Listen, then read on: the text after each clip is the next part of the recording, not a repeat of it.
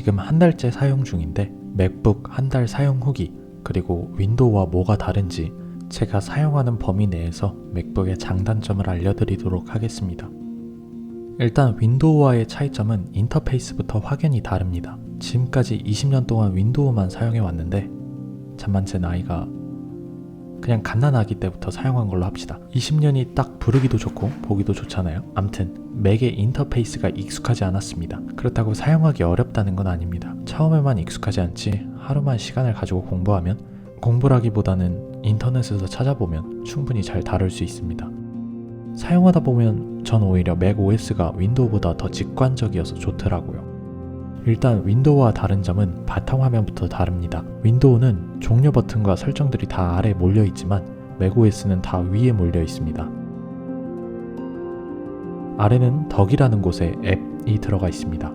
윈도우는 모서리에 앱들이 들어가 있지만 맥OS는 런치패드라는 곳에 앱들이 들어가 있습니다. 여기서 자주 쓰는 앱들은 덕에 고정해주면 됩니다. 또 다른 점은 프로그램을 설치하고 제거하는 방식이 다릅니다. 맥이 윈도우에 비해서 설치하는 게 간편하고 제거하는 것도 편합니다. 설치하고 제거할 때는 암호를 요구하게 돼 있는데요. 그만큼 다른 이상한 프로그램들이 같이 깔리는 것을 막아주는 것 같습니다. 맥이 윈도우에 비해서 바이러스를 잘 막아준다고 하더라고요. 윈도우는 어떤 프로그램을 설치를 하면 제거할 때 제어판 안에 들어가서 제거를 하더라도 뭔가 남아있는 것 같은 찝찝한 느낌이 있잖아요. 파일들이 뭔가 복잡하게 얽혀있는 느낌이 듭니다. 나만 그런가? 맥은 그냥 어플리케이션에 들어가서 그 프로그램을 휴지통에 넣어주면 됩니다. 그럼 프로그램은 깔끔하게 제거가 됩니다. 처음 맥 OS를 사용할 때는 어색하고 불편한데 사용하다 보면 오히려 윈도우보다 직관적이어서 더 편한 것 같습니다. 또 윈도우 노트북과 확연히 다른 점이 키보드입니다. 윈도우에는 컨트롤 알트 키가 있지만 맥에는 그 대신 커맨드랑 옵션 키가 들어가 있습니다. 진짜 처음 사용할 때 윈도우랑 헷갈려서 계속 이상한 키 눌렀는데 익숙해지니까 오히려 맥 키보드가 더 편합니다. 맥에는 컨트롤 X가 없습니다. 그래서 커맨드 C로 복사를 한 후에 옵션 커맨드 V를 눌러야 잘라내기가 됩니다. 복사 붙여넣기도 커맨드 C, 커맨드 V로 하면 됩니다. 근데 오히려 새끼손가락으로 윈도우에서 컨트롤 누르는 것보다 엄지손가락으로 커맨드 누르는 게 더 빠르고 편합니다. 익숙해져서 그런 걸 수도 있어요. 그리고 한영키가 맥에는 Shift 키 위에 있습니다. 캡스락 키는 그냥 꾹 눌러주면 켜지더라고요.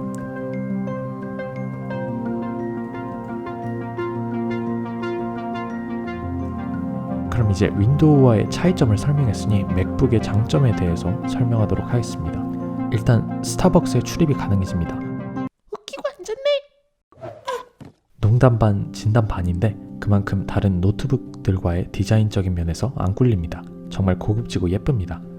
사실 제가 맥북 프로를 산 이유 중 하나이기도 한데 맥북을 산 이유 중 한 50%는 차지할 것 같습니다. 그냥 디자인이 멋져요. 또 다른 장점은 가장 큰 장점 중 하나인 것 같은데 바로 트랙패드입니다. 맥북에 있는 이 트랙패드는 정말 좋습니다. 다른 노트북들하고 비교가 안 돼요. 맥북을 사기 전에 트랙패드가 마우스가 필요 없을 만큼 좋다고 들었는데 지금 전 마우스 없이 한 달째 트랙패드를 쓰고 있습니다.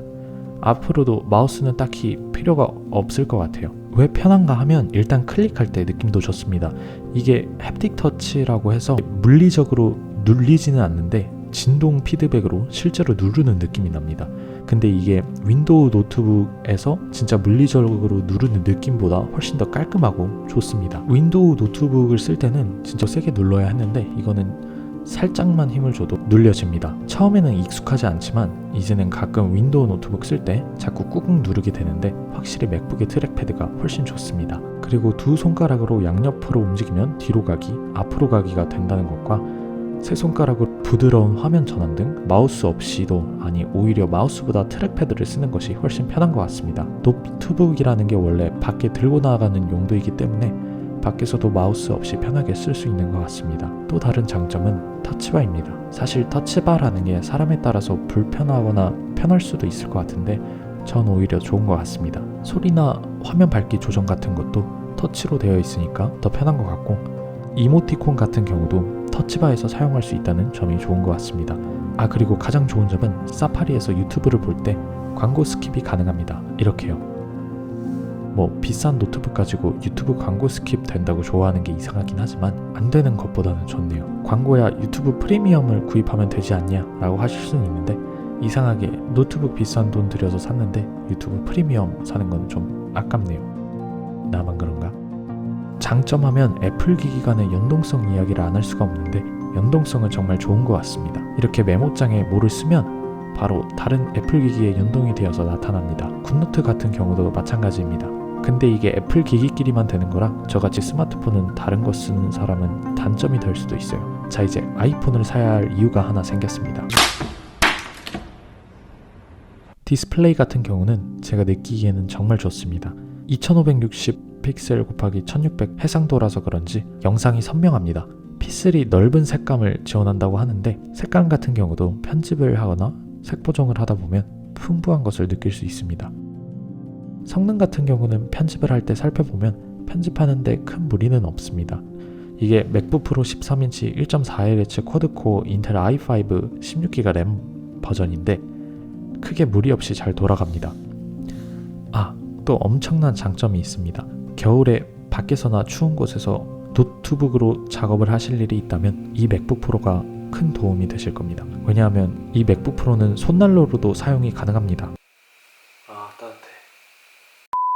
농담이고 평소엔 안 그런데 가끔씩 렌더링 같은 작업을 하면 발열이 심해집니다. 소음이 좀 큽니다.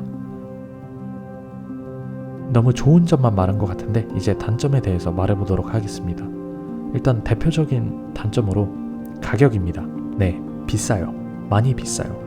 솔직히 많이 부담되는 가격이라 욕하면서 샀는데 사고 나니까 저 같은 경우는 너무 만족해서 그냥 가격만 욕하면서 쓰고 있습니다. 또 다른 대표적인 단점이 있는데 USB 허브가 C타입밖에 지원이 안 된다는 겁니다. 그래서 USB 허브는 필수인 것 같습니다. 또 외장하드 같은 경우가 원래 윈도우에서 쓰다가 맥북에 꼽으면 포맷을 요구합니다. 왜냐하면 윈도우와 맥에서의 포맷 형식이 다르기 때문에 읽기만 가능하거나 인식을 하지 못하기 때문입니다. 포맷 형식이 달라서 윈도우에서 쓰던 외장하드는 맥북에서 이용이 불가합니다. 물론 윈도우와 맥에서 공통으로 이용하는 EXFAT 형식으로 포맷을 해서 사용할 수는 있는데 별로 안전하지는 않다는 말을 들은 것 같습니다. 윈도우와 맥북에서 같은 외장하드를 사용하고 싶다고 하시면 SSD 외장하드는 별도의 포맷 없이 사용 가능합니다. 물론 일반 외장하드에 비해서 속도도 더 빠르고 좋습니다. 윈도우와 맥 사이에서 문제가 하나 더 있는데 바로 자소 분리입니다.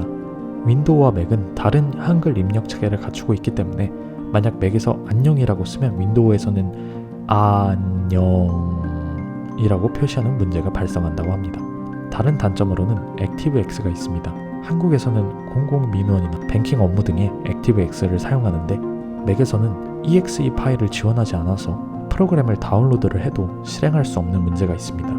이런 단점들이 있는데 맥북을 왜 사는가 라는 질문에는 저 같은 경우는 가장 크게 차지한 점이 맥 인터페이스와 디자인입니다. 그리고 저는 편집 프로그램을 사용하고 코딩도 해볼 생각이 있어서 맥북을 샀습니다. 물론 그 선택에 후회를 하지는 않습니다. 아주 만족하고 있어요.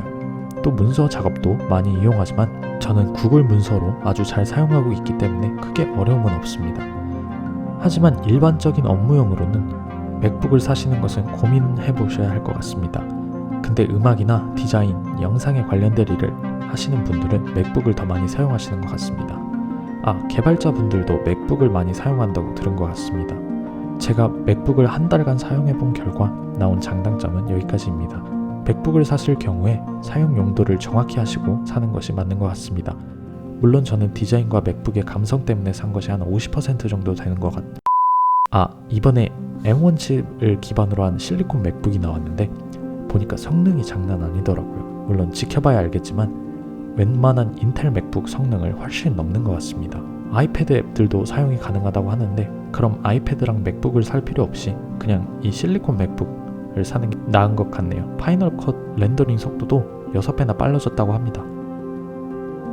이거 팔고 넘어갈까? 나 프리미어 프로 쓰지. 시청해주셔서 감사합니다. 다음에도 더 재밌고 유익한 영상으로 돌아오겠습니다.